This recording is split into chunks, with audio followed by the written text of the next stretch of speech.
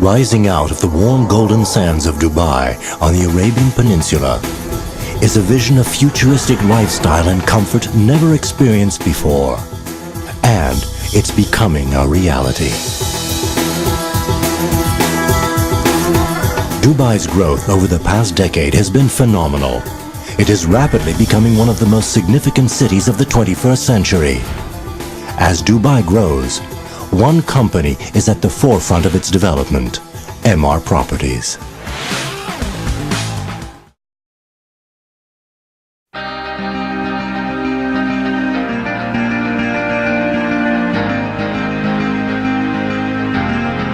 Imagine a city of icons.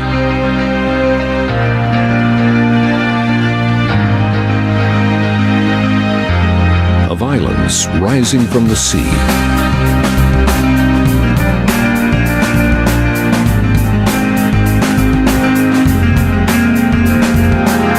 And a waterfront community in the desert. Imagine the velocity of an economy that sets the pace the rest of the world follows. This is the fuel that drives it all. This is Nikhil. Вот президент Обама упомянул об одной из угроз, это ИГИЛ. Ну а кто помогал вооружать людей, которые в Сирии боролись с Асадом-то? Кто создавал благоприятный политический информационный климат? Кто подталкивал к поставкам оружия? А вы чего? Разве вы не понимаете, кто там воюет? Там воюют наемники. В основном. Вы знаете, что там платят деньги? И они воюют там, где платят больше. Вот они вооружились, им платят определенную сумму. Мне даже называли эти суммы, которые им платят. Они там воюют уже с оружием, все, у них уже не отнимешь. Потом выяснилось, что в другом месте чуть-чуть начали побольше платить. Они там туда перетекут. Вот они захватили месторождения нефтяные, там, скажем, где-то в Ираке или в Сирии. Нефть начали добывать. У них эту нефть покупают, транспортируют, продают. Почему санкции не накладывают на всех, кто это делает? А что, разве Соединенные Штаты не знают, кто это делает? Это разве не их союзники этим занимаются? У них что, нет силы, возможности повлиять на своих союзников? Или они не хотят влиять? Зачем они тогда бомбят ИГИЛ? Вот там начали нефть добывать и больше платить.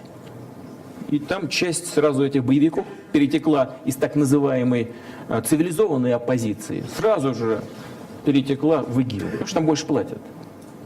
Я считаю, что это абсолютно невыверенная, непрофессиональная политика, без опоры на реалии.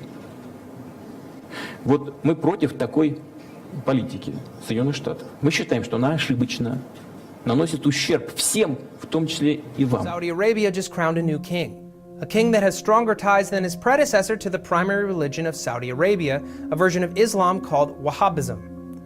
ISIS also claims strong ties to Wahhabism. So what is Wahhabism and how does it affect this region? Wahhabism is a strict form of Sunni Islam named after its founder Muhammad ibn Abdul Wahhab.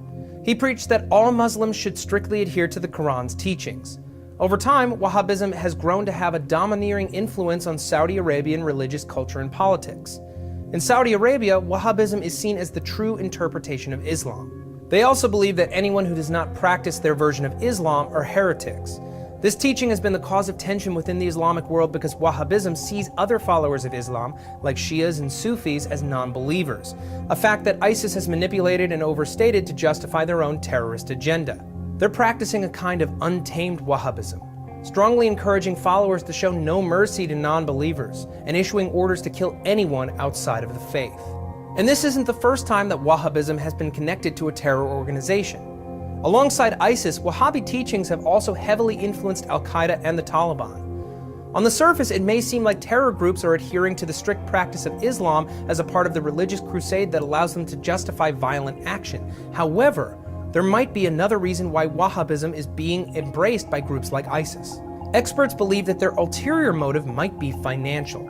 Wahhabism has its roots in Saudi Arabia, one of the richest countries in the world.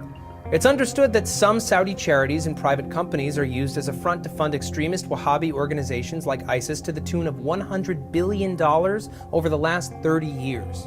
Funding has also been channeled into establishing Wahhabi schools in both Pakistan and Bangladesh, which has concerned local officials who believe the institutes are encouraging terrorism. So how did this happen? Well, we should mention that there is no evidence linking the Saudi government directly to funding terrorist activities. But some Saudi Arabian citizens are funding groups like ISIS. Some experts argue that the citizens in question see funding radical groups as a way to gain a position of power and influence within the Islamic world. Other reports suggest that they might be using the strategy to limit Islamic extremism within their own country by sending young extremists abroad. The Saudi government is trying to restrict the private funding of terror organizations. According to a report by the Washington Institute for Near East Policy, the Saudi Arabian government is closely monitoring its financial sector in order to block suspect donations. Unfortunately, a combination of politics, logistics, and limited reach have impeded efforts by Saudi Arabia to counter terrorism financing. Scholars in Saudi Arabia have also come forward to defend Wahhabism, saying that the teachings are not aligned with ISIS and other terror organizations. They argue that Saudi Arabia and ISIS do not share an ideology. It is thought that Saudi's new king, Salman bin Abdulaziz, is keen on working closely with US President Barack Obama to bolster their counterterrorism strategy. To find out more about Saudi Arabia's new king, click here to watch this video. Thank you for watching TestTube Daily. We make videos every single day. Subscribe to our channel for more. Hezbollah recently launched an attack on the Israeli-Lebanese border. 5 anti-tank missiles were launched against a pair of Israeli military vehicles, killing 3 people and injuring many others. The exchange of fire is just the latest in an ongoing conflict between the two groups. So who exactly are the Hezbollah, and what do they want with Israel? Well, Hezbollah, also known as the Party of God, is a militant jihadist group comprised of Shia Muslims. The resistance group has risen to become a dominant military and political power in Lebanon.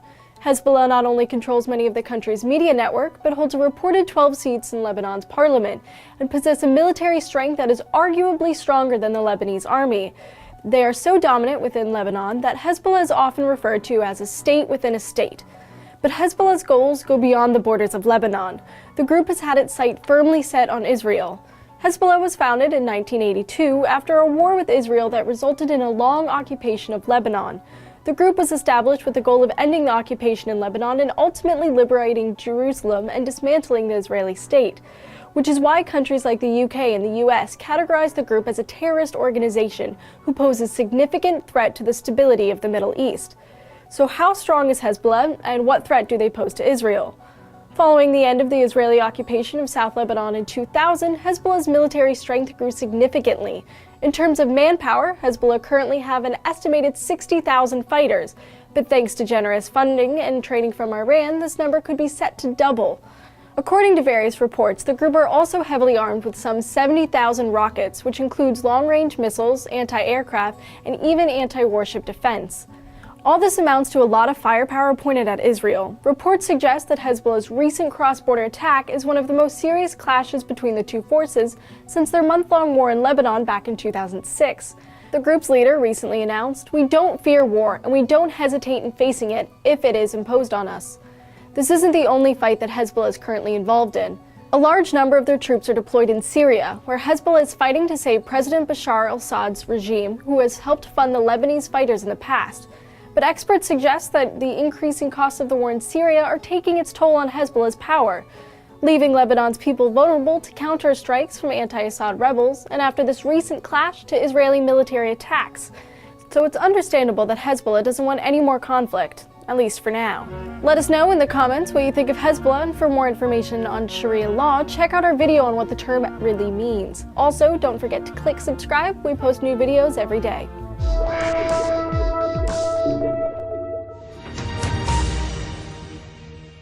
Este es un lugar extraordinario. Creció de la arena del desierto en menos de 30 años. A pesar del calor, los turistas llegan a Dubái para pasar aquí sus vacaciones. Pero este paraíso tiene una cara oscura. Muchos de los trabajadores que construyeron este milagro hacen trabajos forzados.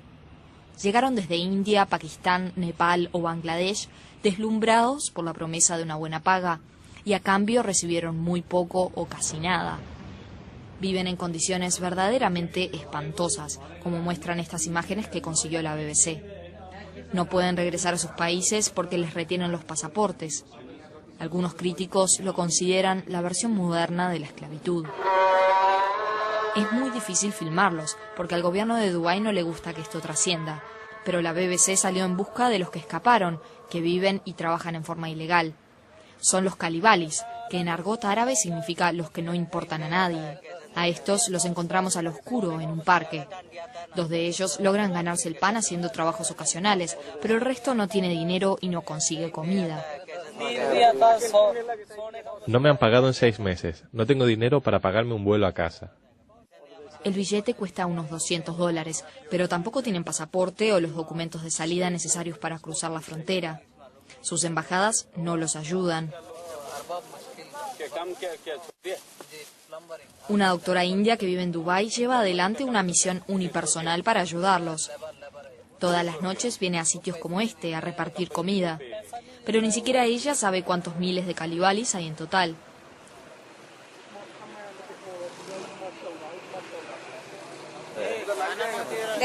Se encuentran en una situación desesperada. Están varados por falta de dinero y por billetes de avión. No tienen pasaporte. La organización humanitaria Anti-Slavery International, basada en Londres, hace campaña en contra del trabajo forzado en los países del Golfo Pérsico.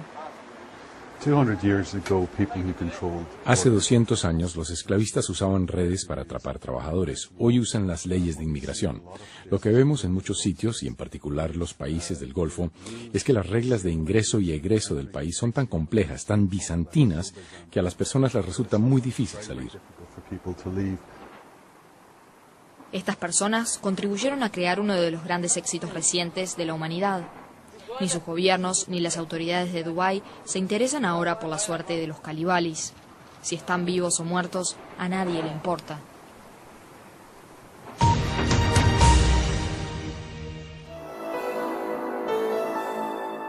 Frontline World. Stories from a small planet.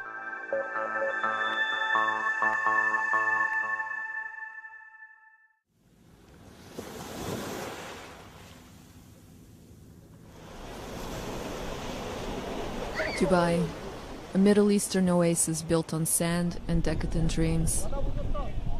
As one of the 7 United Arab Emirates formed in 1971, this port city, which lies on the north coast of the Persian Gulf, was once valued for its oil. Today it's a tax-free haven for tourists and guest workers, foreign men with disposable cash, busy schedules, and persistent loneliness. Nearly 85% of the 1.5 million people living here are foreign-born, with men outnumbering women nearly 3 to 1.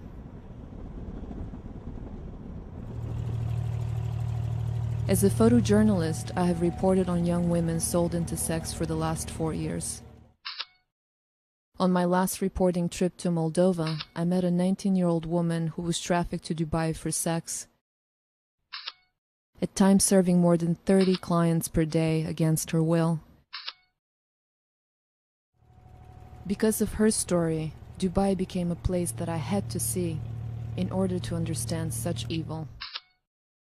What I found was a city of contradictions, Muslim traditions mixed with capitalism on steroids. Beneath Dubai's futuristic facade, the sex trade is something that some people can choose to overlook. You don't see them. It's not like anywhere else. It's not like anywhere else? No. Like prostitution somewhere else. It's on streets. There's no such thing anyway. Officially, it is very hard to get anyone to talk openly about prostitution. There are many taboos in this business-driven economy, like child camel jockeys and overcrowded, inhumane labor camps like this one.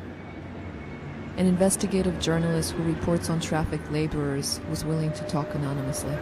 Dubai have another good business than labor business. That's prostitution.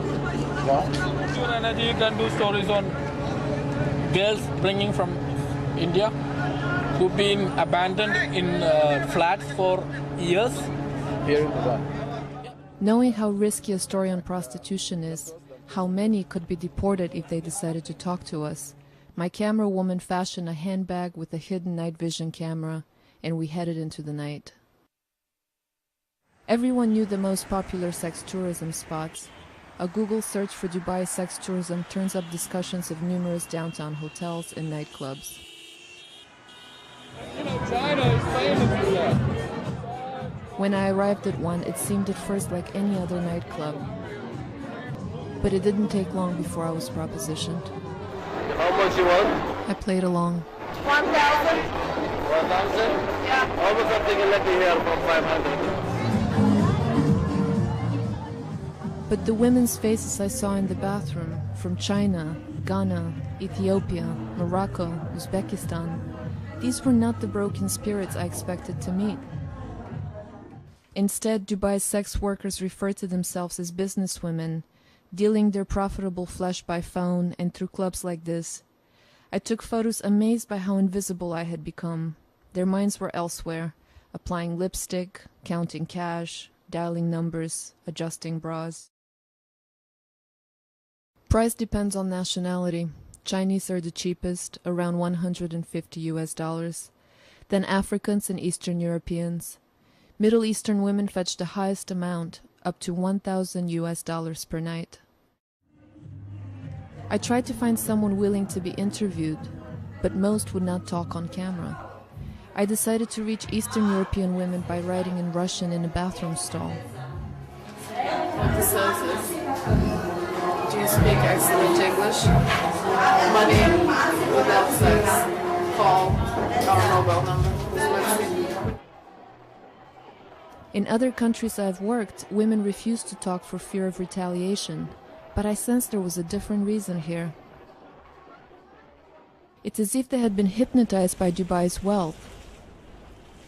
Even though many sex workers were lured here by false promises of legitimate jobs like childcare or waitressing, once they realize how much they can make in the clubs, the fast, abundant cash in selling sex is hard to turn down. Maria, a 45-year-old prostitute who I met in a club for older gentlemen, agreed to talk in a cab. She had a surprising reason to be here: romance. Красиво здесь, много магазинов. Да. Я хочу человека встретить по своей судьбе. Какой человек? Европеец какого-нибудь. Британец. Да.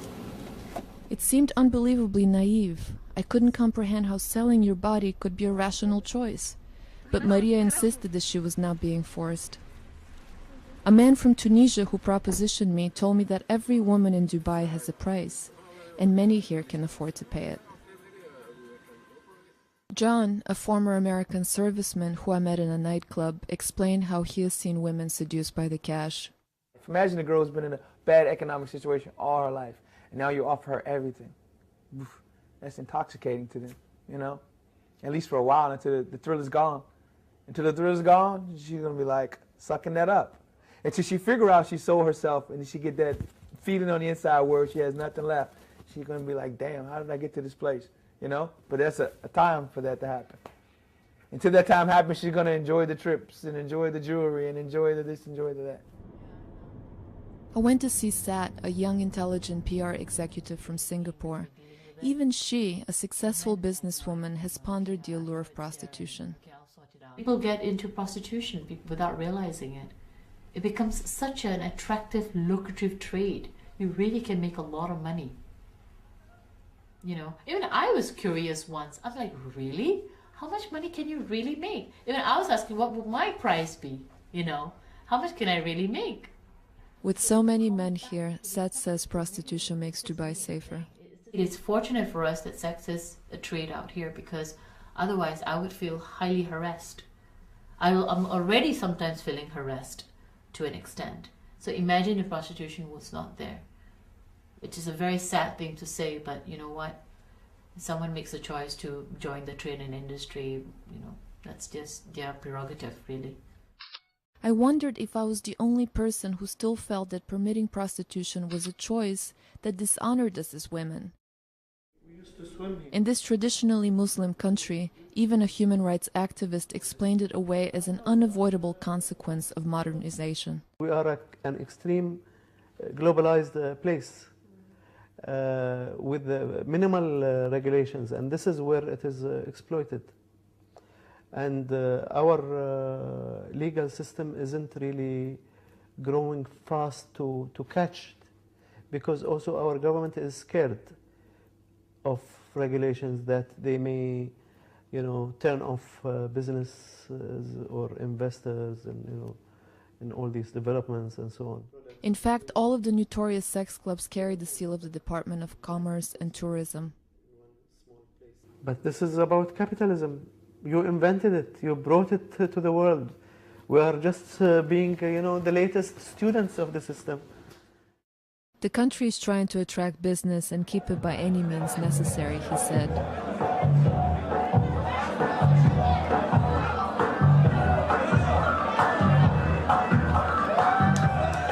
For now, in the clubs of Dubai, there appear to be no efforts to enforce laws against prostitution. And as long as the government continues to license clubs like these, it appears all they really want to protect is Dubai's reputation as the playground of the Middle East.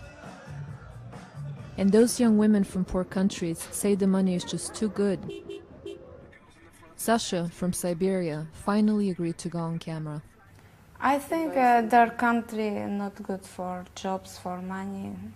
It's because of this. They are not having another choice, I think. But some of them have choice and they are like this business and come. Because it's easy to make money in this country. It's easy when you're a business lady, when you're... Yeah. I go to the club usual 11 o'clock, come back home 5 o'clock, a little bit sleep, read, talk with friends, and again the same every day. The price is what, 500 or? Yeah, 1 hour it's 500, it's night it's 1,000. And a night is how many hours? 3 hours. From what time to what time? From 3 until? From 3 to 6. Or from 2 to 5.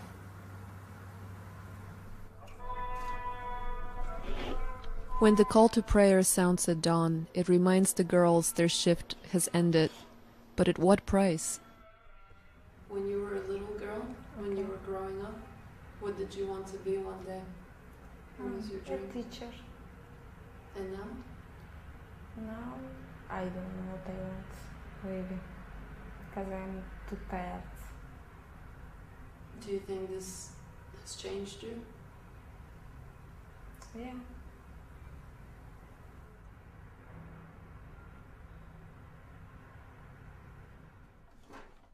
On my last day in Dubai, my hotel room was ransacked.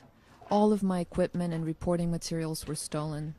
Mine was the only room in the hotel to be vandalized, and initially the front desk refused to call the cops. That morning, as my camera woman rushed to catch her flight, she was detained by airport security. All of her videotapes were confiscated. We had been watched and followed. It was only after making a spectacle that they returned her tapes saying they had mistaken her identity. Her luggage did not arrive until a month later, but a few of Dubai's night secrets made it out.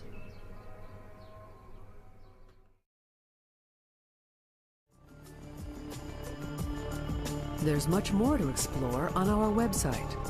Discuss the world and tell us what you think of our stories from a small planet at pbs.org/frontlineworld. All right, playing another one here. It's an old one. It's one of my favorite title tracks, my favorite records. Check it out.